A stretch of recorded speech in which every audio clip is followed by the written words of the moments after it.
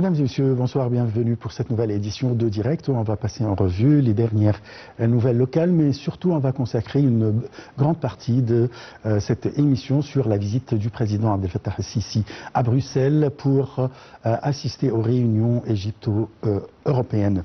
Le président Abdel Fattah el-Sisi est arrivé à Bruxelles à la tête d'une délégation égyptienne pour participer aux travaux du premier sommet égypto-européen qui se tient demain. Le porte-parole présidentiel a déclaré que la tenue de ce sommet historique, le premier du genre entre l'Égypte et l'Union européenne, vient couronner le parcours du partenariat stratégique global officiellement lancé au Caire en mars 2024.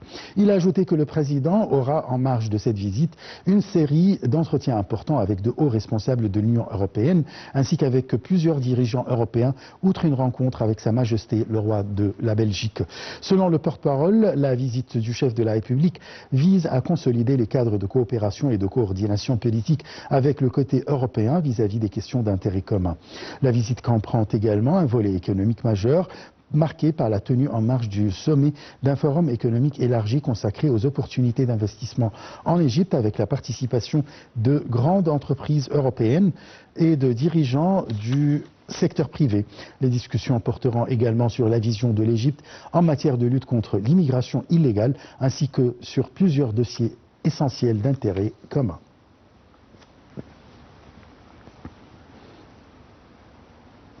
À son arrivée à son siège à Bruxelles, des membres de la communauté égyptienne de Belgique ainsi que de plusieurs pays européens voisins se sont rassemblés pour accueillir le président Abdel Fattah el-Sisi à son arrivée à sa résidence à Bruxelles au début de sa visite officielle en Belgique. La foule brandissait des drapeaux égyptiens et des portraits du président tout en entonnant l'hymne national, des chants patriotiques et des slogans exprimant leur amour et leur fierté pour leur pays. Le président el-Sisi a tenu à saluer les membres de la communauté égyptienne venus l'accueillir chaleureusement.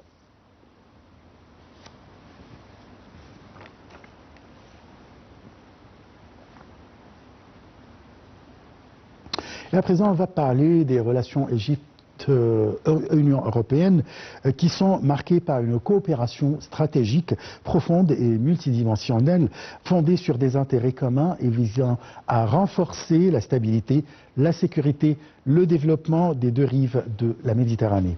En mars 2024, les deux parties ont lancé officiellement un partenariat stratégique global marquant une nouvelle phase de coopération élargie.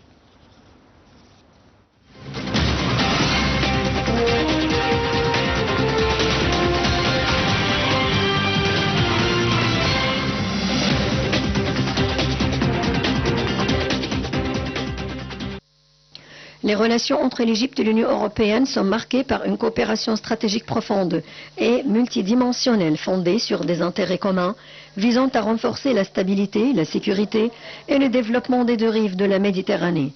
L'accord d'association entre l'Égypte et l'Union européenne, entré en vigueur en 2004, constitue le cadre principal régissant les relations politiques, économiques et commerciales. Cet accord a permis d'intensifier les échanges bilatéraux, faisant de l'Union européenne le premier partenaire commercial et investisseur étranger de l'Égypte. En mars 2024, les deux parties ont lancé officiellement un partenariat stratégique global, marquant une nouvelle phase de coopération élargie. Ce partenariat vise à approfondir la coordination dans les domaines politiques, sécuritaires, énergétiques et économiques, tout en soutenant les efforts de développement durable et de transition verte en Égypte. La coopération égypte-européenne englobe également les secteurs de l'énergie, notamment le gaz naturel et les énergies renouvelables, du commerce, de l'investissement, ainsi que de la migration, de la mobilité et de la lutte contre le terrorisme. L'Égypte, en tant que pilier de la stabilité régionale, joue un rôle essentiel dans la gestion des défis méditerranéens, notamment en matière de sécurité énergétique et de contrôle des flux migratoires. Le premier sommet Égypte-européen, prévu à Bruxelles en octobre 2025, vient consacrer cette dynamique de partenariat et ouvre une nouvelle ère de coopération stratégique entre l'Égypte et l'Union européenne.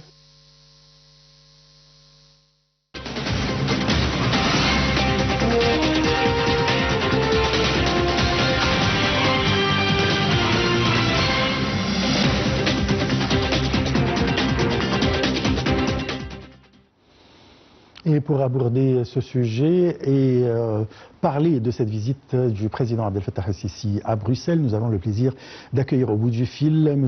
Youssef Abdelkader. Vous êtes journaliste de Bruxelles. Bonjour. Oui, bonjour monsieur.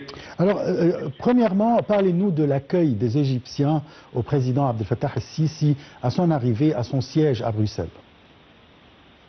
En fait, c'était vraiment l'accueil de toutes les communautés égyptiennes, c'était très spécial.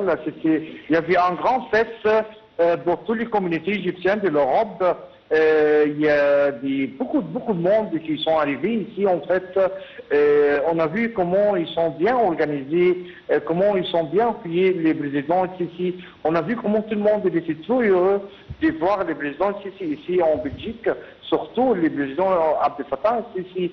Il a fait un grand partenariat avec l'Union européenne et ça montre comment l'Égypte est fort dans les relations internationales et comment ce partenariat c'est super important pour l'Européen et pour l'Égyptien aussi. Et tout le monde l'a montré comment on était très content et vraiment c'était un moment super spécial parce que tout le monde était bien fêté. Il y avait des musiques, il y avait des gens, et il y avait toutes les familles, ils sont sortis, il y a des enfants, il y a des femmes, il y a des hommes, et tout le monde, ils sont sortis ensemble pour fêter ce moment, pour montrer que tout le monde, on est super confiance à notre président, et ça c'est super important pour montrer le monde entier comment tous les Égyptiens ils sont fiers, dit le président Abdel Fattah el-Sisi. Parfait. Alors, même quand on a regardé les images de l'accueil des Égyptiens au président, on a trouvé quand même comme une statue qui porte le profil du président. Oui, il y avait un artiste égyptien, il a fait cette statue, il a emporté ça de la France jusqu'ici en Belgique. Et c'est M. Sameh Abouzid, et c'est le groupe de jeunesse des Égyptiens, des Paris, de France. Et ça, ça montre comment tous les communautés égyptiennes de jeunesse, surtout, ils sont super fiers et monsieur le président pour faire cette statue. Et tout le monde a pris beaucoup de photos avec les statues. Même le président, il a vu comment on était très fiers de lui. Et c'était en plus un statut d'honneur. Ça veut dire, on voit l'image de notre président comme un personnage d'or pour nous. Et ça montre comment on est super fiers de lui. Et vraiment, même les Belges, même les touristes, ils sont passés, ils ont pris les photos, ils ont regardé comment on était tous très contents de voir le président Abdel Fattah el-Sisi ici. Très bien. Parlez-nous du partenariat stratégique global entre l'Égypte et l'Union européenne, son importance, son volume, etc. En fait, c'est un volume super important pour l'Europe, comme l'Égypte. On voit comment l'Égypte a bien situé entre l'Asie, l'Afrique, le monde arabe, surtout le Moyen-Orient. L'Égypte, c'est un grand pays qui apporte beaucoup de capacités. On a beaucoup de jeunesse. On sait très bien que l'Europe cherche toujours les partenariats forts. Si on parle politique, des stratégies importantes, l'Égypte c'est les clés régionales pour toute l'Asie, l'Afrique, l'Europe, pour faire vraiment un grand but qui entre dans toutes les quantités. Et ça, c'est très bien. Et surtout, l'Égypte, c'est un pays très stable. On voit, c'est un pays de régionale stabilité pour savoir comment on peut voir, surtout maintenant, si vous regardez tous les problèmes dans les Palestine, les Libye, Soudan, pour la mer Rouge. Tout ça, c'est super important aussi pour l'Europe et l'Égypte, c'est un clé très important. On voit ici, c'est un grand partenariat international, comme maintenant les Caire, il montre à tout le monde, il y a un grand changement d'énergie, vraiment global énergie, parce qu'on voit comment l'Égypte maintenant il est un grand médiateur entre les Est et l'Ouest, et ça c'est super important. Et si on parle aussi de l'économique et le développement important qui montre maintenant tous les grands points est super important pour l'Europe. L'Égypte, c'est 110 millions habitants et tous, et vraiment, il y a dynamique. On voit les marchés africains, les marchés arabes, les marchés super importants. Il y a des canaux de Suez aussi, c'est très important pour l'Europe parce qu'on voit tous les commerces du monde, l'économie du monde, ça passe par l'Égypte. Alors, si on parle aussi d'énergie, l'énergie, c'est super important. On voit comment l'Égypte maintenant, avec tous les grands changements, et comment l'Égypte commence à exporter les gaz, l'énergie verte, l'énergie comme l'hydrogène. Il y a beaucoup de sortes d'énergie qui est super important aussi pour l'Europe. Et ça, c'est très important. Aussi de sécurité d'énergie, parce que l'Europe cherche toujours des sécurités d'énergie, parce que dans le monde entier, ça change maintenant. Tous les grands partenariats sur cet dossier, c'est très important. Et si on parle aussi de sécurité régionale, comment l'Égypte était contre le terrorisme et aussi contre les extrémistes, ça c'est très important pour voir le dialogue entre l'Europe et tous les autres pays arabes. Et l'Égypte, c'est un clé et c'est un joueur très principal pour tout ça. Si on parle aussi de l'Égypte, c'est un grand leader d'Afrique. L'Égypte, elle est entre les pays arabes et il y a toujours des dialogues. Alors, si on parle aussi de culture d'Égypte et de civilisation d'Égypte, c'est très important. On parle ici de l'histoire de l'Égypte et comment l'Europe regarde l'Égypte comme un grand pays très important dans les arts, dans le cinéma, dans l'éducation, il y a beaucoup de vraiment des choses culturelles, des humanitaires aussi, comment l'Égypte a joué dans les derniers ans, comment entre les et Gaza, et comment l'Égypte a fait un grand rôle très important pour tous les aides humanitaires. Alors l'Égypte, c'est un grand partenaire pour l'Europe, c'est pour ça l'Europe cherche toujours les billets forts comme l'Égypte pour grandir cet partenariat entre les deux quantités. Surtout maintenant, ça c'est vraiment les premiers points entre l'Égypte et l'Europe pour savoir un grand concurrence comme ça, grand partenariat pour montrer comment l'Égypte est un joueur super important pour l'Europe. Oui.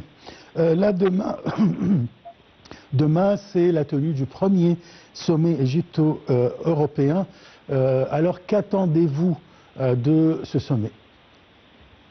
En fait, maintenant, on voit comment dans ce sommet, M. Antonio Costa, c'est le président du Conseil européen, et Mme Ursula, c'est le président de la Commission européenne, et aussi on voit dans les groupes d'Égypte, on voit les leaders, les grands leaders d'Égypte, notre président, tout le monde va rester bien sûr pour abolir cette partenariat et pour savoir comment on peut voir un grand partenariat et fort dans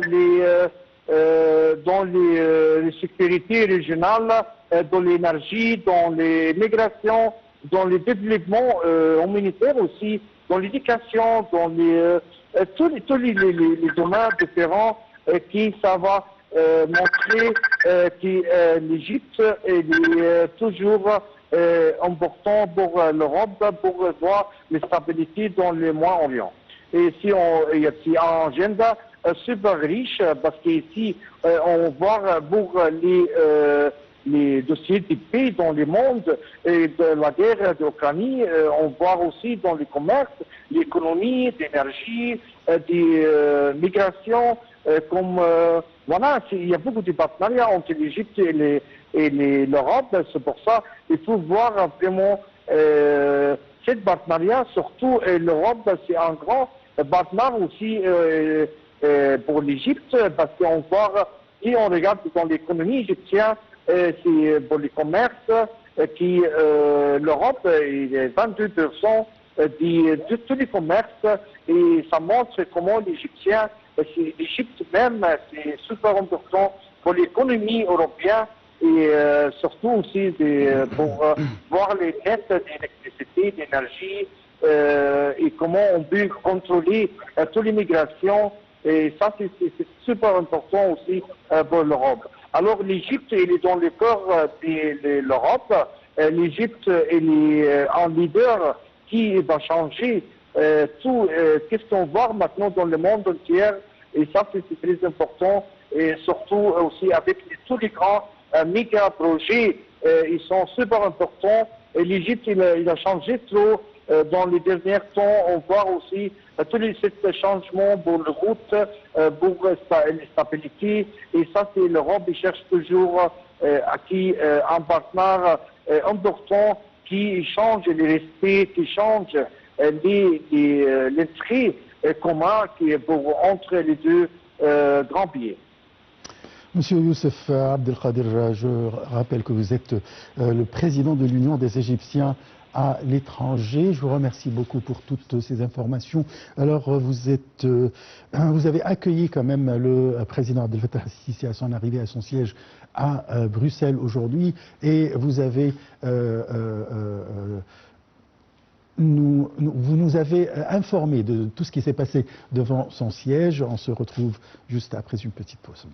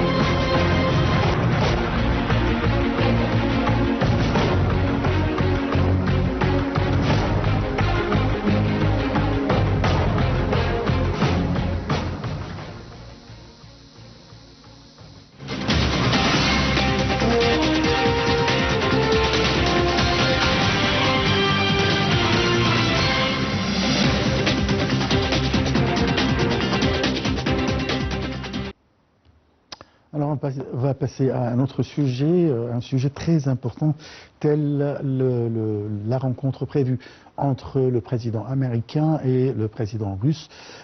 Trump et Poutine, ce mardi, constitue le 1335e jour de la guerre en Ukraine, qui a éclaté au matin du 24 février 2022 avec le lancement de l'opération militaire spéciale du président russe Vladimir Poutine. Le monde se prépare à la rencontre prochaine entre les présidents américains et russes à Budapest, même si le délai de cette rencontre reste très flou. Des explications.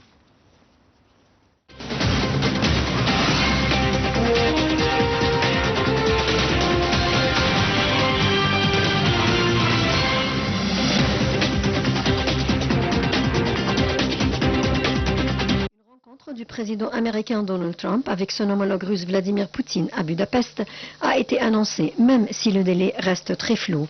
Après sa rencontre avec Volodymyr Zelensky le 17 octobre à la Maison-Blanche, le président américain avait plaidé face aux journalistes pour que les belligérants s'arrêtent là où ils en sont, sur les lignes de front. Une position qu'il n'avait apparemment pas défendue lors de son échange avec son homologue ukrainien, selon plusieurs médias américains qui ont même affirmé que la discussion avait tourné à la dispute houleuse entre les deux chefs d'État. Si Poutine le souhaite, il va détruire l'Ukraine, a lancé Donald Trump, selon le Financial Times. Le journal économique et l'agence Reuters assurent tous les deux que face à Vladimir Zelensky, le président américain a évoqué un échange de territoire entre Kiev et Moscou. Une proposition défendue par Vladimir Poutine et qu'il avait exposée à Donald Trump lors d'un appel la veille de la rencontre avec l'Ukrainien à la Maison-Blanche. Le président russe mentionnait alors la possibilité de restituer les régions de Zaporizhia et Kherson, qu'il ne contrôle que partiellement en échange de la totalité de la région très stratégique de Donetsk. Plusieurs médias américains assurent qu'un deal similaire a été proposé à Volodymyr Zelensky par le locataire de la Maison-Blanche. À l'issue de la rencontre, celui-ci a pourtant nié avoir demandé à Kiev de céder toute la région du Donbass, qui correspond aux régions de Donetsk et Louhansk.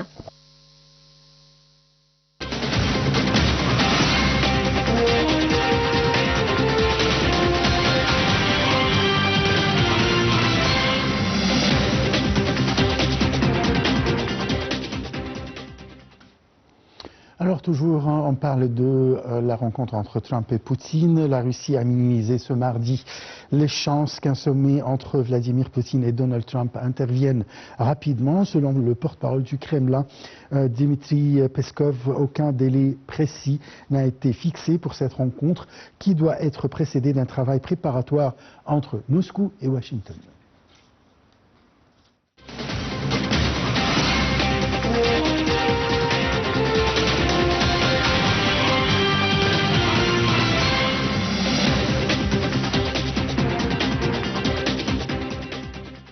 Ni le président russe Vladimir Poutine, ni le président américain Donald Trump n'ont annoncé de délai précis, a déclaré à la presse le porte-parole du Kremlin, Dmitry Peskov. Il a rappelé que la partie américaine comme la partie russe ont déclaré que cela pourrait demander du temps, insistant sur la nécessité des préparatifs sérieux. Moscou a également jugé mardi prématuré d'envisager un calendrier pour la rencontre entre les chefs de la diplomatie russe Sergei Lavrov et américain Marco Rubio, censé ouvrir la voie au prochain sommet Poutine-Trump envisagé à Budapest sur la guerre en Ukraine. Le 16 octobre, ce sommet a été pour la première fois évoqué entre Vladimir Poutine et Donald Trump. En rendant compte de son échange très productif ce jour-là avec son homologue russe, Donald Trump avait indiqué que le sommet aurait lieu dans les 2 prochaines semaines, soit avant le mois de novembre.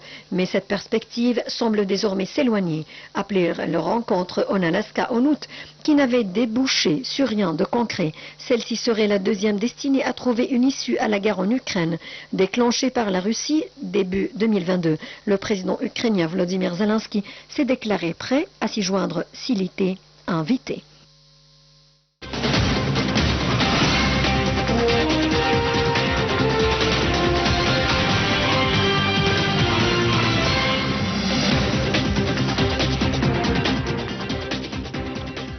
Alors si la réunion entre Donald Trump et Vladimir Poutine prévue à Budapest monopolise une partie de l'attention internationale, les 27 se sont rencontrés à Luxembourg pour définir de nouveaux ordres sur cette rencontre ou bien sur leurs relations.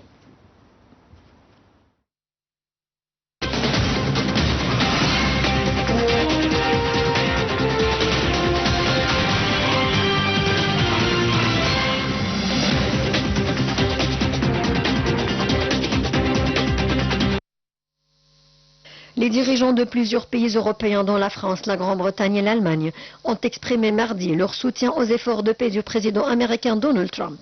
Sur l'Ukraine, ils ont appuyé sa position selon laquelle la ligne de front actuelle doit être le point de départ de négociations avec la Russie. Nous soutenons fermement la position du président Trump, selon laquelle les combats doivent cesser immédiatement et que la ligne de contact actuelle doit servir de base pour les négociations. Ont plaidé mardi avec le président ukrainien Volodymyr Zelensky, les dirigeants de la France, la Grande-Bretagne, l'Allemagne et de l'Italie, de la Pologne, du Danemark et de la Finlande, dans un communiqué conjoint.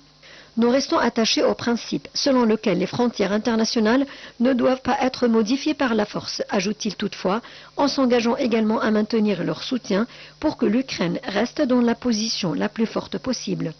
Nous devons intensifier la pression sur l'économie de la Russie et non l'industrie de défense jusqu'à ce que Poutine soit prêt à faire la paix. Selon les dirigeants, le président américain Donald Trump doit rencontrer bientôt son homologue russe Vladimir Poutine à Budapest et les dirigeants européens redoutent un accord qui se ferait au détriment de l'Ukraine et des intérêts de sécurité en Europe. Il ne cesse d'appeler à renforcer la pression sur Moscou, y compris depuis Washington, où le président américain a jusqu'à présent refusé de prendre des sanctions contre la Russie.